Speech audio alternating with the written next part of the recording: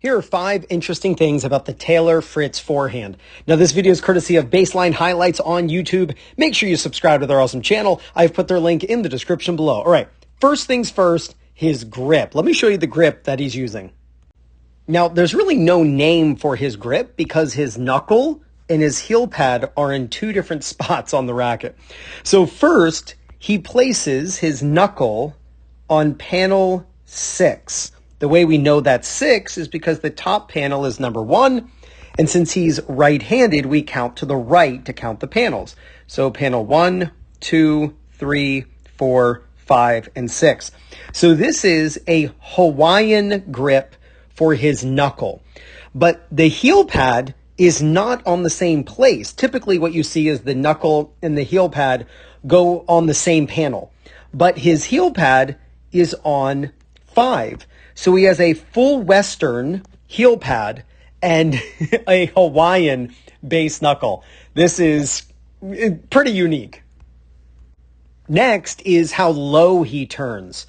You know, typically when you watch a pro, they'll turn and their hitting hand will be very similar to basically the height of their shoulder. You'll see some players have their hand even higher than the shoulder. But when Fritz turns, man, does he turn really low with his hand by his pocket. His grip and his turn, very unique. This is why when you watch him hit forehands, you know, next time you watch him play, just take a look. His forehand just looks different than a lot of pros. The grip and the low turn definitely contribute to that. Now, the third idea is actually how conventional this position is right here. You know, for all the grip and the low turn positions that, you know, are interesting, this position is just so run-of-the-mill. Racket face closed, butt cap pointing at the ball, swinging what's called inside out. That is where the racket swings away from the body. Great for power and leverage. And so if I put him next to Federer, it's pretty interesting how similar they actually are, right? Now, Federer's got the straight arm. Fritz has the bent arm. And it's not like bent or straight is wrong or right. It's all personal preference. It's like a one-handed backhand and a two-handed backhand, right? But they're both racket face closed prior to contact, you know, swinging away from the body to get to the ball. So pretty cool how, you know, in a low Eastern grip and a grip that doesn't even have a name just before contact, they actually look very similar. Now, the fourth idea is pretty cool because we get to see one of his power sources. And this is similar to the serve where you rotate the body to contact and then you try to stop the body's rotation and let the arm fly through. And it's called a reactive break where you slow the body down to speed up the arm and racket. So let's check out this position right here. Here we can see his chest. In fact, there's like a Nike swoosh symbol or whatever that symbol is on his shirt. He rotates, then we cannot see that, right? We can notice his shoulders and how much his body is rotating up until contact.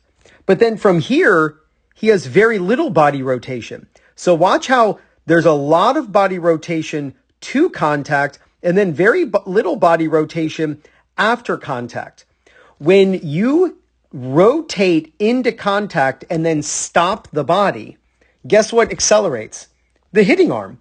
And this is one of the ways that he compensates for not having a very large swing that can produce racket speed with that, you know, that high turn that I mentioned. Instead, he uses a bit of a pre-stretch here, right? Racket's on the outside of his hand. Now the racket goes to the inside of his hand. And so he's got that pre-stretch, but also he's got this very violent rotation that then basically comes to a halt. And that's what snaps the arm through. This is definitely not something that I recommend for recreational players to truly copy this type of swing, but it is a way that he gets to produce a ton of power by slowing down the body and accelerating the arm. And the last idea is how still he keeps his head. So if we look at this position here, right, and we just really focus on his head and where he's looking, and then watch here, we can still see his nose. He's still looking down. Test this in your own footage when you review yourself hitting. Are you still looking at where the ball was? The goal is to keep your head very, very still as you're striking the ball. And so I know that some players, they look more forward. Some players, they look more down. By the way, it has nothing to do with which eye is dominant. It's all hocus pocus, by the way. But it very much is all about keeping your head super still. The way we know that keeping your head down is hocus pocus is Federer is left eye dominant, and he keeps his head down on both his forehand and his backhand. So it has nothing to do with which eye is dominant. But the whole idea, in case you were wondering, my stance on the whole eye dominance fiasco that has infiltrated the tennis coaching world. But he's keeping his head very still, and his head stays still long after. When you keep your head still, it makes sure that it does not affect your shot in a negative way. Now, if you're tired of lugging around your old and outdated ball machine, then just make your tennis friends jealous and get the Proton ball machine by Hydrogen Sports. And right now you can get free shipping in the USA when you use my link. It's in the description. You'll find it in the first comment. You'll also see it on the screen at the end of this video. The Proton is fully programmable using its intuitive app. In fact, you control it using your smartphone or watch. It holds up to 100 balls and weighs less than 20 pounds.